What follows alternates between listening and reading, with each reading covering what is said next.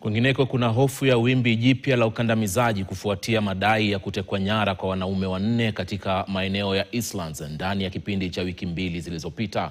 Kama anavyoarifu mwanahabari Bentura Kwamboka, familia za waliopotea zilifanya maandamano hii leo katika mtaa wa Mathare zikidai kujulishwa waliko jamaa zao. Familia hizo sasa zimeipa serikali makataa ya saa 24 kueleza walipo wapendwa wao, zikionya kuwa kesho zitaandamana hadi katika afisi za Wizara ya Usalama wa Ndani kutaka majibu. Wakazi wa Mathare wameipa serikali makataa ya masaa 24 kutoa taarifa kuhusu waliko vijana 4 wanaodaiwa kutekwa nyara na maafisa wa usalama. Serikali ikishindwa kufanya hivyo, wakazi hao wanasema wataandamana kesho hadi katika afisi za Wizara ya Usalama wa Ndani kushinikiza majibu. Vijana hao ni Michael Olo mwenye umri wa miaka 45, Maximilian Kiarie almaarufu Maxi wa miaka 30, Evans Otieno wa miaka 26 na Abdulaziz Molu Duba.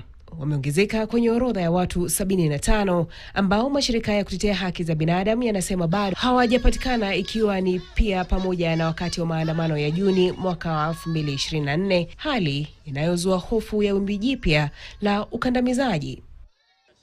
Kwa mujibu wa walioshuhudia matukio hayo, wane hao walitekwa nyara na watu walikuwa wakitumia magari yasiyo na namba za usajili katika maeneo tofauti ya Mathare, Githurai, Umoja na Juja Farm ndani ya wiki 2 zilizopita. Kwa mujibu wa Rose Adhiambo, mke wa Michael Olo, mumewe alisukumwa ndani ya gari lisilo na nambari za usajili na watu waliojitambulisha kwa maafisa wa polisi katika eneo la Umoja.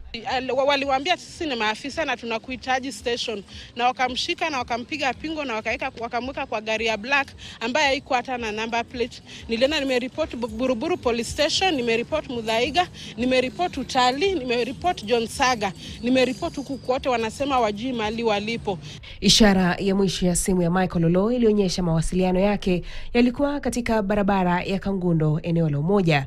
Nimeenda mpaka kwa DCI ya Buruburu, anitrakia simu, aniambia simu iko wapi, akanitrakia namba, akaniambia simu ilizimwa saa 4:44. Leo is the 10th day. Huyu mtu kama yuko wapi huyu? Where did your men took my husband? Familia yake sasa inalaumu idara ya upelelezi wa jinai kwa kile wanachodai ni utepetevu katika uchunguzi wa tukio hilo. Mimi ndo natafutia DCI connection, ananiambia ati niende along Kagundo Road niangalie kama kuna CCTV. Is that really my work? Hiyo ni kazi yangu ya kutembea kwa street niangalie kama kuna CCTV. Nikuje niambie DCI ndo waende wa access hiyo CCTV. Wakati huo mashirika ya kutetea haki za binadamu yameilaumu serikali kwa kile yanachosema ni ongezeko la visa vya utekaji nyara na kutoweka kwa watu. Abduction of Davis and the rest, we must condemn, and we are not going to bow down, as I said. Atutaogopa. All the officers involved should be immediately suspended from duty.